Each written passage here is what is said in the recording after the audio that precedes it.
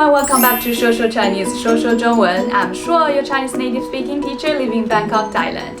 You may have heard of Steve Kaufmann, but have you ever heard he speaks Changsha dialect? 理解嘛，听到干过吧。Last week, I had an interview with the international polyglot Steve Kaufmann, and it was so fun. Well, it's been interesting, lots of fun. I asked Steve about his experience in learning Mandarin Chinese and other languages. And before this interview, I posted an Instagram story asking my followers what are their assumptions about learning Mandarin Chinese. And I asked Steve's opinions about those assumptions. And also, I tested Steve's Chinese level by asking him how to say some random objects in Chinese. At the end of this video, I taught Steve some sentences in Changsha dialect. And I have to say that he nailed it. So if you're curious, keep watching. 你吃饭了吗？刚刚吃好了，你呢？我还没有吃。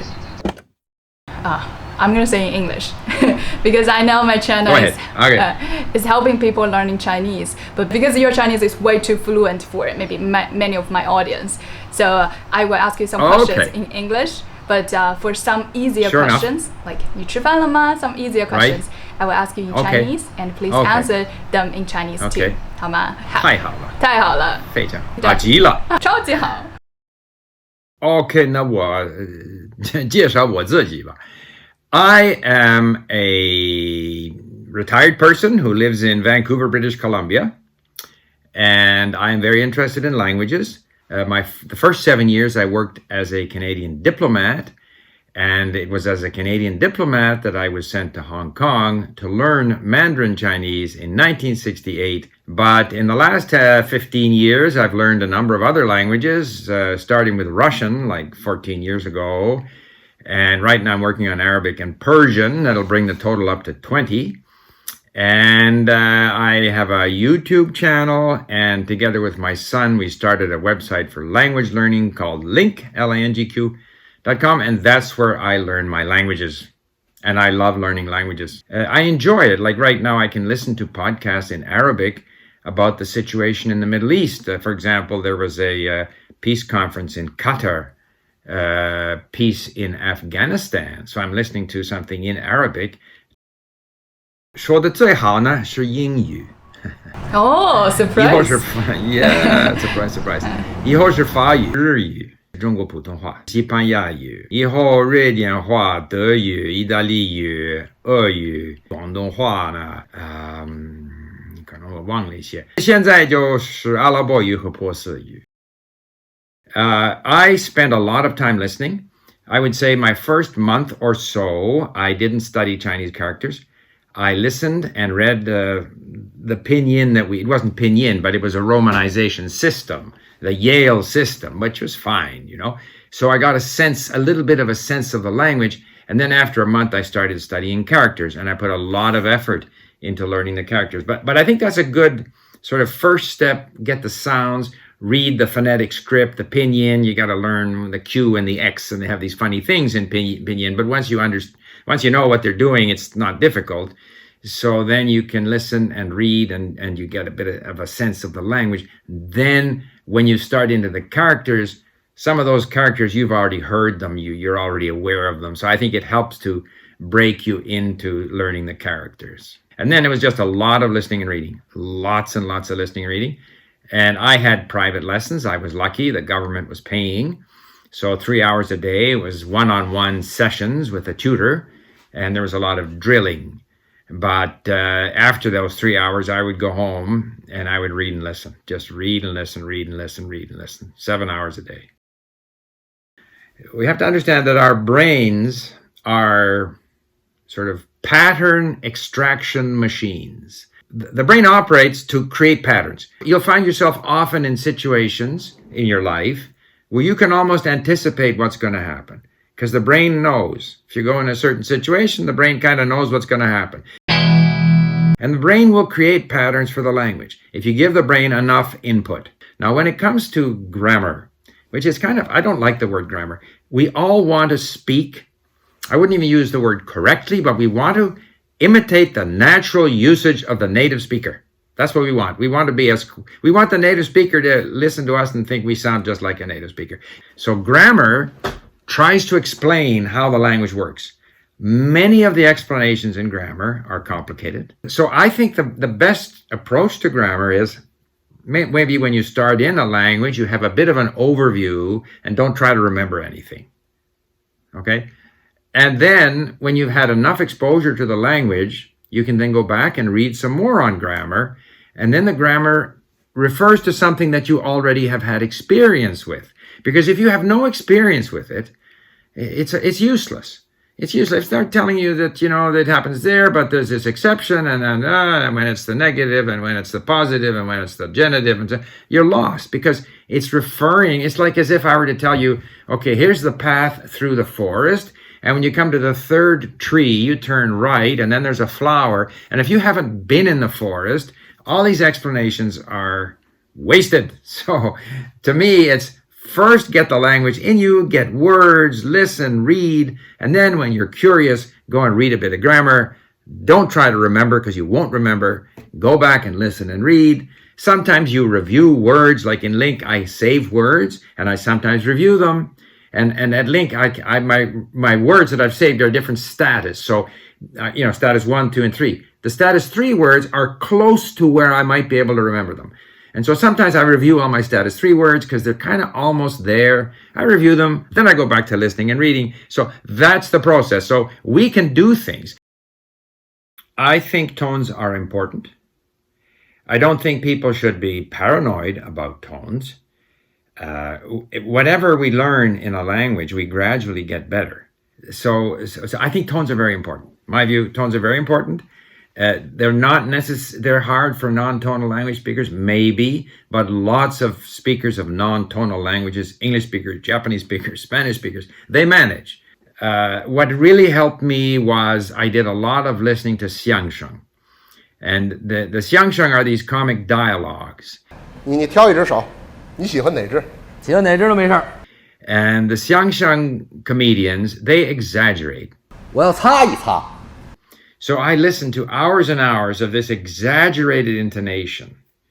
And somehow I feel you have to get kind of a bit of the rhythm of some of these phrases, rather than trying to think of the tone of each individual word while you're speaking, because that's difficult to do. 你要不要去? I don't know what the individual tones are, but I just have a phrase that I can throw out. And so if you have a phrase, 吃过饭没有? 是不是这样子? 你同意吗? Like, I don't know what tones I'm making there. It just comes out. So you have to get to where you can just use phrases without thinking about it. Like, get past the individual words. 要不要去? You'll never get there. You have to get, and even if there's slightly, and the faster you say the phrase, people won't notice if you use the wrong tone. Okay, I like learning language. I like listening and reading.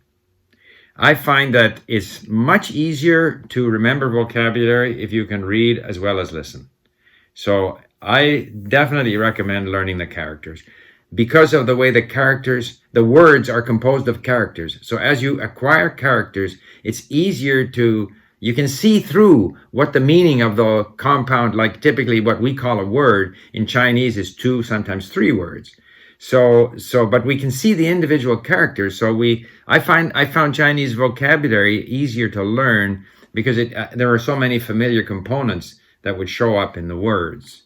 The characters are also a big part of Chinese culture. Like they're amazing. So, and also once you're able to read, you can access literature. You can access books on history. You can read the newspaper about business and things like this. So I think that it is important to read. The writing, I suspect you don't have much opportunity to write. Now, when I learned Chinese characters, I wrote them all as a means of learning them. And we had to write, like at school. I had to translate from English to Chinese, newspaper editorials, everything. I had to be able to write. And I think that helped me learn the characters. So it may help you to learn the characters, to write them out by hand, but probably even if you're living and doing, working in China, you won't have much opportunity to write. I don't have much opportunity to write either. Right, yes. Therefore, you'll quickly forget how to write them. Sometimes I did. Sometimes it's really embarrassing when I'm standing in front of the classroom. I'm trying to write something on the whiteboard, and I feel like, oh, wait a second. I have to use my phone to see how to write it. What is the stroke? Of course, it's very difficult.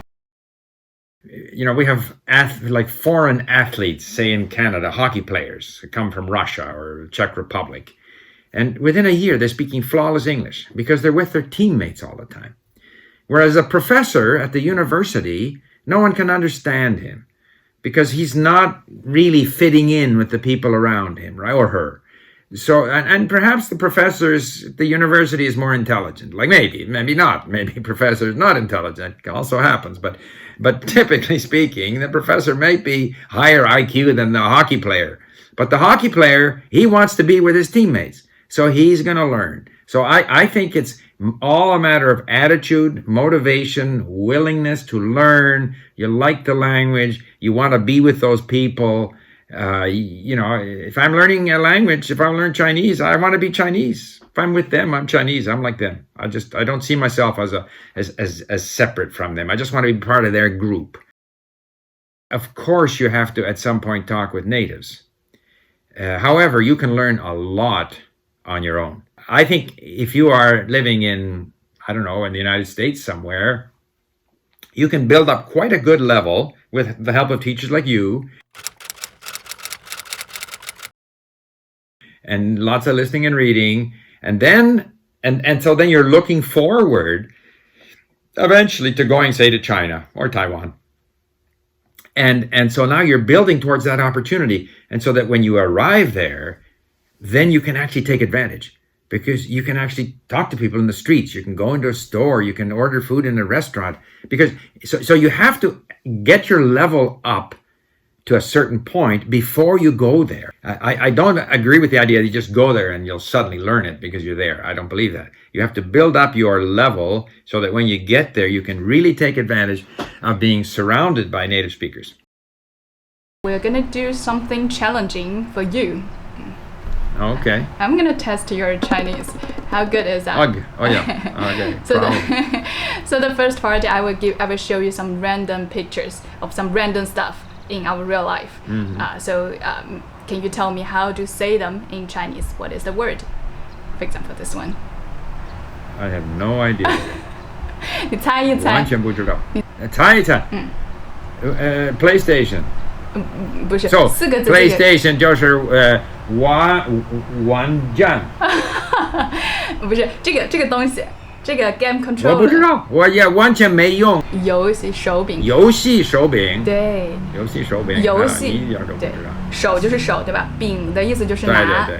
就是你手拿的东西。这个你在中国见过吗？